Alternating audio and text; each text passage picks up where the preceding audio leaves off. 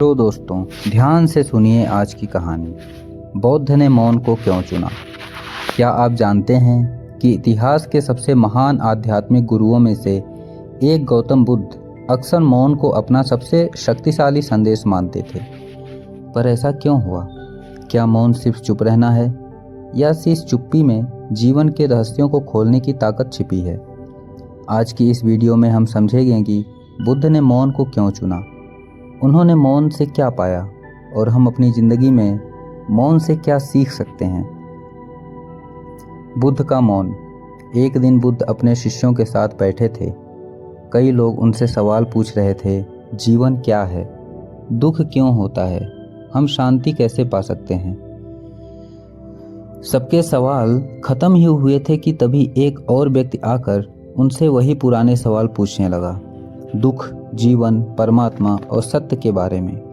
बुद्ध ने उसे शांत आंखों से देखा और मौन रहे, एक शब्द भी नहीं कहा। शिष्य हैरान थे, लेकिन बुद्ध ने उस दिन कोई भाषण नहीं दिया, ना ही कोई उत्तर, बस मौन रहे।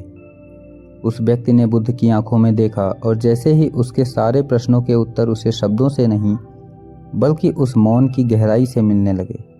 बुद्ध ने मौन को क्यों चुना? क्योंकि कुछ सत्य शब्दों में समझाए नहीं जा सकते।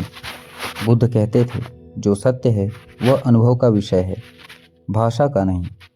कुछ बातें ऐसी हैं जिन्हें बोलकर समझाया नहीं जा सकता, जैसे प्रेम, शांति, करुणा, ध्यान की अवस्था। इन्हें केवल महसूस किया जा सकता है। इसलिए मौन वो रास्ता है जो सीधे अनुभव तक ले जाता है। मन मौन को साफ करता है। शोर में हम दूसरों को सुनते हैं, लेकिन मौन में हम खुद को सुनते हैं। बुद्ध समझते थे कि मन तभी शांत होता है जब वह बोलना बंद कर देता है। मौन मन को स्थिर करता है, विचारों को धीमा करता है और भीतर छिपे भ्रम को मिटा देता है। मौन अहंकार को खत्म करता है।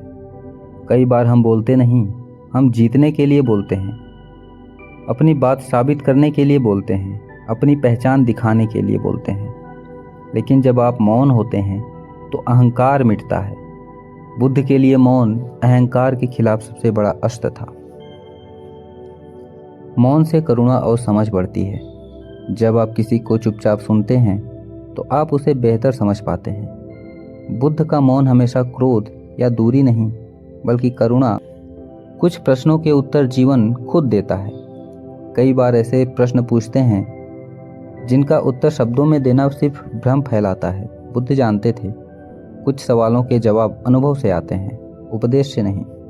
इसलिए वे मौन रखते थे ताकि व्यक्ति खुद की तलाश करे। बुद्ध का प्रसिद्ध मौन उपदेश, पुष्प उपदेश। एक बार बुद्ध ने अपने शिष्य को एक उपदेश देने के लिए सभा बुलाई। सब उत्सुक थे कि आज बुद्ध क्या कहेंगे। लेकिन बुद्ध मंच पर आए और बिना कुछ बोले एक कमल का फूल उठा लिया। सभी हैरान थे, यह क्या है? पर सिर्फ एक शिष्य, महाकश्यप, मुस्कुरा दिए। उन्होंने सत्य को समझ लिया। बुद्ध ने कहा, कश्यप ने बिना शब्दों के सत्य को समझ लिया। यह इतिहास का पहला और सबसे महान मौन उपदेश माना जाता है। बुद्ध का मौन हमें क्या सिखाता है? कम बोलो, अधिक समझो। शांति समझने से आती है, बहस करने से नहीं। हर प्रश्न का उत्तर तुरंत नहीं मिलता, कुछ उत्तर समय के साथ प्रकट होते हैं। मन जितना शांत होगा, जीवन उतना स्पष्ट होगा। मौन सिर्फ बाहर का नहीं, अंदर का भी होता है। अंदर का मौन, विचारों के शोर को शांत करना। मौन सबसे बड़ी वृद्धि है, क्योंकि मौन में हम सच में सुन पाते हैं, दुनिया को, दूसरों को और खुद को। अपनी जिंदगी में मौन कैसे अपनाएं? दिन में 5 मिनट बिना मोबाइल, बिना शोर, बस चुपचाप बैठें। किसी बहस में पहले सुनें, फिर बोलें। गुस्सा आए तो बोलने से पहले 10 सेकंड रुकें।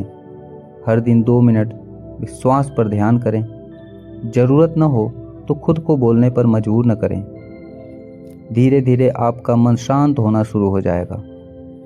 बुद्ध ने मौन को इसलिए चुना क्योंकि मौन में वह सत्य छिपा है जो शब्दों में खो जाता है। अगर हम भी अपनी ज़िंदगी में थोड़ा सा मौन ला लें तो हम अपनी परेशानियों, दुखों, उलझनों को ज़्यादा साफ तरीके से समझ सकते हैं। राजकुमार और मौन का प्रश्न।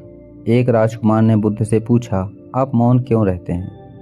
बुद्ध बोले, नहीं, बस हाथ में एक प्याला उठाया, पानी गिराया और फिर शांत बैठे रहे।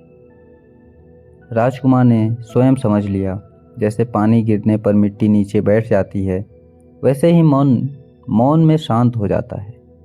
बुद्ध ने उसे बिना बोले कुछ सिखा दिया और स्वयं ही उत्तर मिल गया। मौन कैसे हमारे विचारों को बदलता है? मौन मन को रीसेट करता है। जैसे मोबाइल हैंग हो जाए तो रीस्टार्ट करने से ठीक होता है, वैसे ही मन शोर में उलझ जाता है, मौन उसे रीसेट करता है। मौन निर्णय को साफ करता है। बुद्ध कहते थे, शोर में लिया गया निर्णय कमजोरी है, मौन में लिया गया निर्णय बुद्धि है। मौन इंसान को भीतर से मजबूत बनाता है। शोर में व्यक्ति बाहरी दुनिया पर निर्भर रहता है, मौन में वह खुद पर निर्भर होता है। ध्यान मौन से ही शुरू होता है और मौन में ही समाप्त होता है। ध्यान शब्द नहीं है, वह शांत बैठकर अपनी सांस को देखना है। ध्यान की शुरुआत होती है शरीर का मौन, मन का मौन और आत्मा का मौन। जब यह तीनों मौन होते हैं, तब इंसान अपने भीतर की वास्तविक शक्ति को पहचानता है। मौन गलतफहमी का कम करता है। बहुत सी बहसें इसलिए बढ़ती हैं क्योंकि हम तुरंत प्रतिक्रिया कर देते हैं। अगर कुछ सेकंड का मौन ले लें, बहस खत्म हो जाएगी। 1 2 3। मौन से सुनने की क्षमता बढ़ती है। हम सुनते कम हैं, बोलते ज़्यादा। मौन ने उन्हें एक महान श्रोता बनाया। मौन सम्मान सिखाता है। असली समझ वही है जो बिना बोले भी हो सके। बुद्ध की मौन साधना कैसे की जाती है? आराम से बैठो, रीढ़ सीधी करो, शरीर ढीला छोड़ो, आंखें बंद करो, बाहरी दुनिया कट जाती है। सिर्फ अपनी सांस को देखो, न शब्द न विचार, बस सांस। 3 मिनट तक कुछ मत बोलो, न अंदर से न बाहर से। धीरे धीरे समय 5 मिनट से 10 मिनट से 20 मिनट करो। यह साधना मन को धीरे धीरे मौन की ओर ले जाती है। मौन क्यों इतना आवश्यक है? क्योंकि मौन तनाव मिटाता है, दिमाग को तेज करता है, भावनाओं को शांत करता है, नींद बेहतर करता है, बोलने की गुणवत्ता सुधारता है, आत्मविश्वास बनाता है, मानसिक ऊर्जा बचाता है, आध्यात्मिकता में गहराई लाता है। बुद्ध कहते थे, मौन तुम्हें खुद से मिलाने का रास्ता है। तो मित्रों, बुद्ध ने मौन इसलिए नहीं चुना कि उन्हें बोलना नहीं आता था। उन्होंने मौन इसलिए चुना क्योंकि मौन सबसे ऊंची वृद्धि है, सबसे गहरी साधना